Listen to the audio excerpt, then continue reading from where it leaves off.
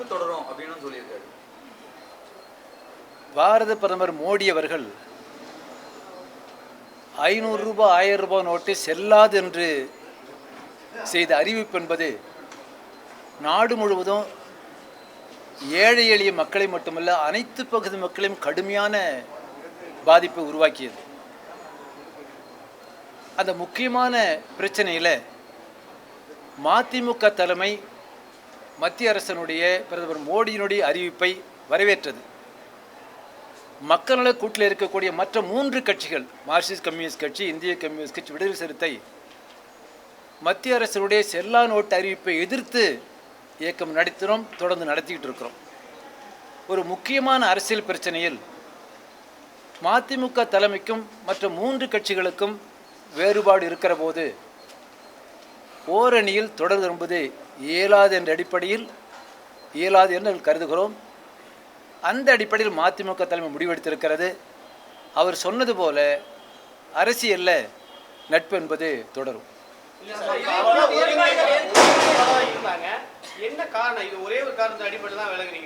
இதுதான் முக்கியமான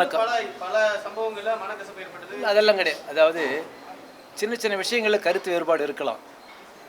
ஆனால் முக்கியமான கருத்து வேறுபாடு என்பது ஒரு முக்கியமான அரசியல் பிரச்சனையில் மத்திய அரசாங்கத்தை எதிர்த்து நாங்கள் இயக்கம் நடத்துகிற போது அந்த கட்சி தலைமை அந்த முடிவை ஆதரிக்கிற போது இந்த கருத்து வேறுபாட்டுக்கு இதுதான் முக்கியமான காரணம்.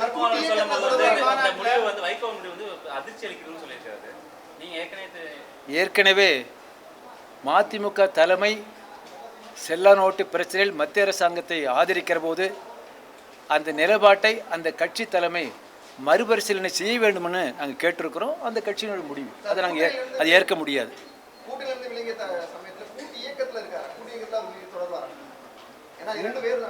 கூட்டு இயக்கத்திலும் இல்லை என்பதுதான் அவர்கள் எடுத்த முடிவு, எங்களுடைய கருத்து.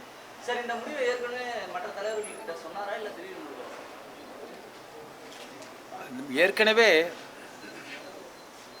நாங்கள் விவாதிக்கிற போது, குறிப்பாக நாளை புதுச்சேரியில் நடைபெறவுள்ள விடுதலை சிறுத்தை கட்சி நடத்தக்கூடிய அரசியல் சட்ட பாதுகாப்பு மாநாட்டில் மார்க்சிஸ்ட் கம்யூனிஸ்ட் கட்சி, இந்திய கம்யூனிஸ்ட் கட்சி, விடுதலை சிறுத்தை கட்சி ஆகிய 3 கட்சிகள் கலந்து கொள்கிறோம். அந்த மாநாட்டில் மதிமுக கலந்து கொள்ளவில்லை. ஆகவே இந்த அடிப்படையில் தான் அந்த முடிவு என்பது வந்து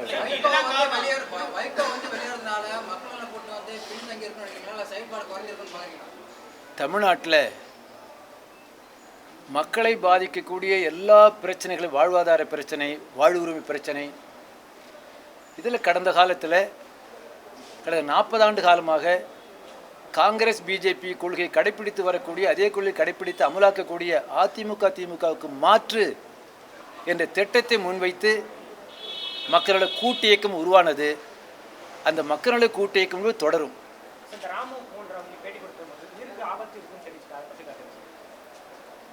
பொதுவாக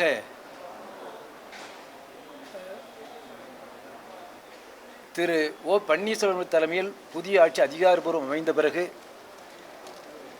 கான்ட்ராக்டர் சேகர் ரெட்டி வீடு மற்றும் அலுவலகத்தில் வருமான வரித்துறை பரிசோதனை செய்ததும், தலைமைச் செயலகத்தில் தலைமைச் செயலர் அலுவலகத்தில் பரிசோதனை செய்ததும், ஆவணங்கள் கைப்பற்றப்பட்டதும் அவர்கள் ஊழல் செய்திருக்கிறார்கள் என்று வெளியில் வந்திருக்கு. ஊழல் செய்தவர்கள் மீது கடுமையான நடவடிக்கை எடுக்க வேண்டும். அந்த கான்ட்ராக்டர் தலைமைச் செயலாளர் மட்டுமல்ல, யாரெல்லாம் அவர்கள் சம்பந்தப்பட்டிருக்கார்களோ அவர்கள் மீது நடவடிக்கை எடுக்க வேண்டும் என்பதுதான் எங்களுடைய கருத்து. ஏற்கனவே அறிக்கை விட்டிருக்கிறோம். ஒரே ஒரு பிரச்சனை, கதவை தட்டிட்டு உள்ள போயிருக்கலாம். வேற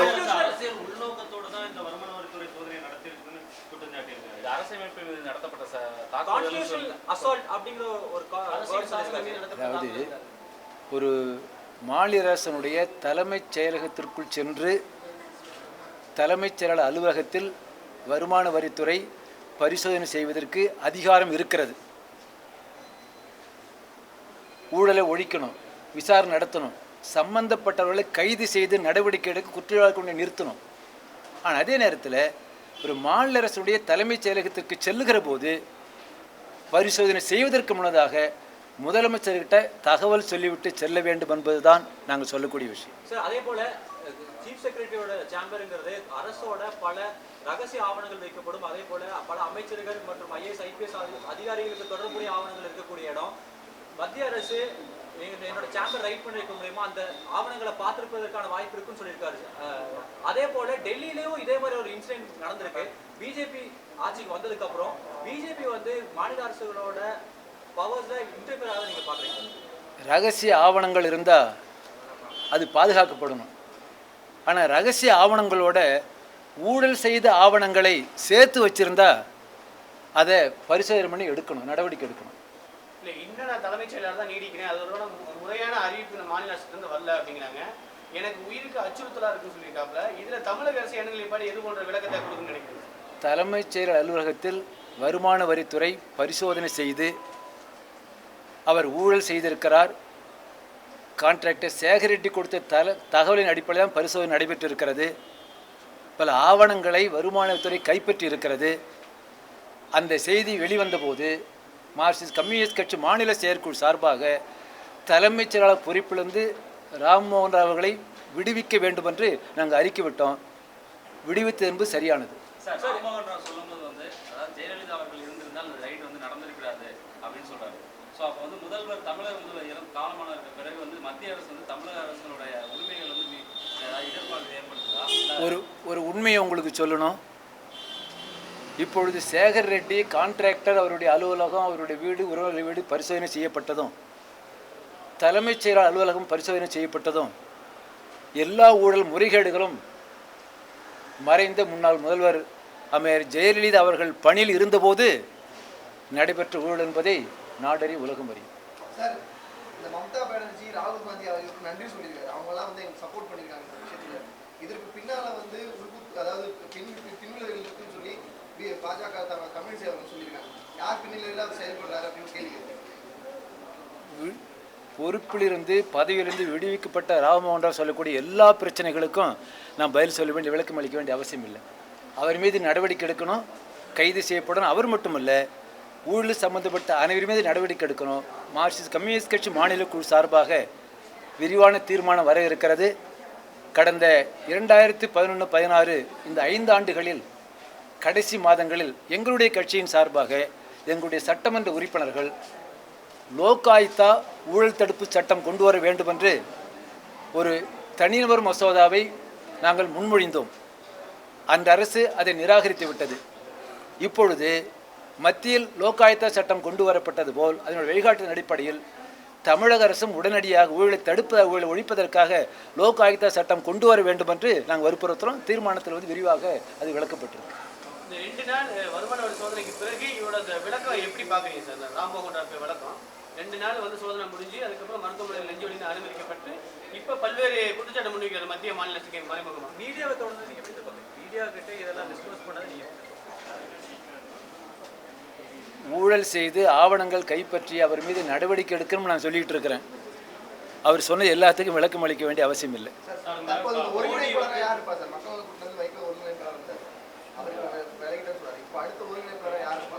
அப்புறம் நாங்கள் அப்புறம் சொல்கிறோம். மோடி 50 நாள் கெடு கேட்டு இன்னும் முடிவதற்கு கொஞ்ச நாள் தான் இருக்குது. இந்த சூழ்நிலையில் இந்த கருப்பு பண விவகாரத்தில் அடுத்த நடவடிக்கை என்ன? டிசம்பர் மாதம் 30ஆம் தேதி வரையில் அவகாசம் வேணும்னு பிரதமர் மோடி நவம்பர் 8ஆம் தேதி செல்லா நோட்டு அறிவிக்கின்ற போதே அவர் சொன்னார். இதுவரையில் கருப்பு பணத்தை ஒழிப்பதற்கோ கள்ள நோட்டு ஒழிப்பதற்கோ ஊழலை தடுப்பதற்கோ அவர் எடுத்த நடவடிக்கை எதுவும் பயன்படலை. சொல்லப்போனால் 500 ரூபா 1000 ரூபாய் நோட்டை பதுக்கி வச்சுருந்தவங்க 2000 ரூபாய் நோட்டை இப்போ பதுக்கி வைக்க ஆரம்பிச்சிட்டாங்க. அவர் அறிவித்த பிரதமர் அறிவித்த நடவடிக்கை என்பது கருப்பு பணத்தை ஒழிப்பதற்கு அது பயன்படாது. அது அவர் செய்யலை.